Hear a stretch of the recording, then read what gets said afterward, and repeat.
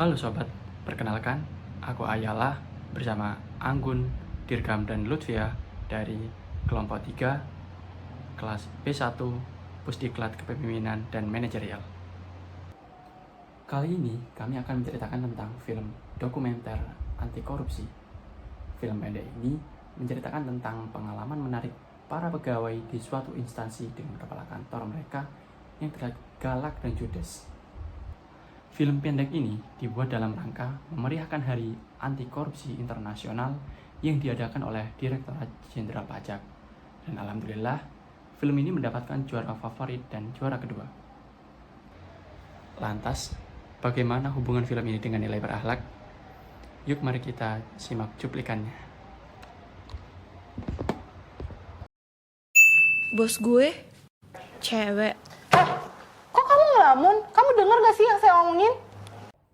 Ringkasan film pendek bosku. Film pendek bosku ini menceritakan tentang pengalaman menarik para pegawai di suatu instansi dengan kepala kantor yang bernama Bu Puan. Bu Puan ini merupakan kepala kantor yang terlihat galak karena merupakan cara Bu Puan untuk merubah para pegawainya menjadi lebih baik. Hal ini disebabkan oleh para pegawainya yang tidak disiplin seperti datang terlambat, tugas yang tidak diselesaikan tepat waktu, sering melakukan kesalahan pada pekerjaan, dan ketika diberikan arahan tidak mendengarkan. Untuk menjadi pegawai yang baik harus memiliki niat yang baik terlebih dahulu. Tidak hanya menunggu uang masuk, namun juga berniat ingin mengabdi untuk negeri. Membangun tim yang solid juga diperlukan kerjasama yang baik dari pegawainya yang memiliki rasa ingin berubah dan dari atasan yang seharusnya bisa melakukan cara perubahan yang lebih dapat diterima oleh para pegawai. Pegawai macam apa kamu? Balik sesuka hati. Pergi. Dodi, astagfirullah. Dodi, astagfirullah. Analisis perilaku yang telah sesuai dengan core values ASN berakhlak. Yang pertama, harmonis. Antara pegawai selalu mengingatkan atas setiap kesalahan demi kebaikan kantor, yang dapat dilihat dari tokoh Esi yang mengingatkan pegawainya atas kesalahan serta perbuatan penyimpangan yang tidak sesuai dengan kode etik. Yang kedua, adaptif. Sikap adaptif ditunjukkan dari pegawai-pegawai yang turut mendengarkan nasihat dari atasannya dan menunjukkan adanya gestur sadar atas perilakunya dan ingin mengubah sifat buruknya tersebut. Yang ketiga, kolaboratif. Terjadi diskusi antar pegawai dan atasan kepala kantor pada akhir video, di mana setiap tokoh termasuk atasan akhirnya melakukan diskusi secara terbuka tentang apa yang terjadi di unit kerjanya dan bagaimana jalan keluarnya. Makasih kalau kamu udah tahu. Tapi nggak cuma itu. Duduk kamu, dengerin. Heran saya, kamu tuh udah jadi pegawai di sini berapa lama sih? Alternatif pemecahan dari film pendek bosku yang pertama, seharusnya para pegawai lebih dapat bertanggung jawab seperti menyelesaikan pekerjaan dengan tepat waktu dan mematuhi jam kerja sesuai tata tertib yang berlaku. Dan yang kedua, seharusnya terdapat sanksi yang lebih tegas, tidak hanya tegas secara lisan, melainkan seperti adanya pemotongan gaji jika tidak mematuhi jam kerja sesuai dengan tata tertib. Selain itu, juga dapat dilakukan pengurangan poin pegawai jika pekerjaan tidak diselesaikan secara tepat waktu.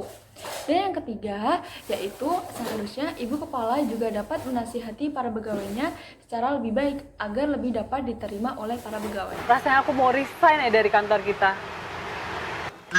Esi, yang kamu buat tuh salah. Harusnya gini. Esi, kamu terlambat 2 menit ya? Esi, lipstick kamu kok nggak matching? Konsekuensi penerapan alternatif pemecahan masalah film pendek bosku. Yang pertama, dengan pemberian sanksi, maka para pegawai dapat lebih taat atas tata tertib yang telah berlaku. Yang kedua, suasana dalam bekerja juga dapat lebih kondusif dan pekerjaan dapat terselesaikan secara tepat waktu. Yang ketiga, atasan dengan cara penyampaian yang tepat juga dapat membangun suasana yang harmonis antara atasan dan para pegawai sehingga interaksi dapat berjalan dengan baik. Dan si Ibu kan disiplin banget masalah jam kerja. Jam kerja dan tata tertib kantor. Saya udah dengar kok semuanya. Santai. Yang penting kalian paham maksud saya. Itu cara saya buat kalian jadi tim yang solid. Yang penting gak ada tuh perbedaan atasan dan bawahan. Yang ada hanya perbedaan tanggung jawab. Kalian itu tanggung jawabnya jadi pegawai yang baik. Tanggung jawab saya mengubah kalian jadi pegawai yang baik dan menjadi panutan masyarakat. Itu Doni, kamu jangan kesurupan ya di sini.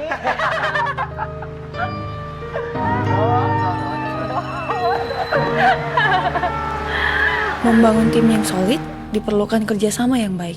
Saling mengingatkan adalah salah satu kuncinya.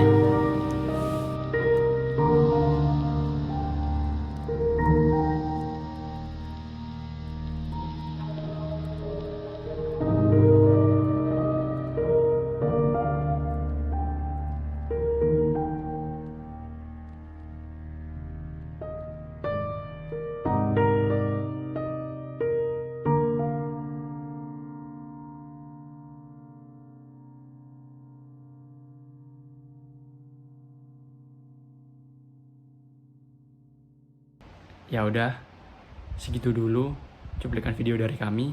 Terima kasih dan sampai jumpa.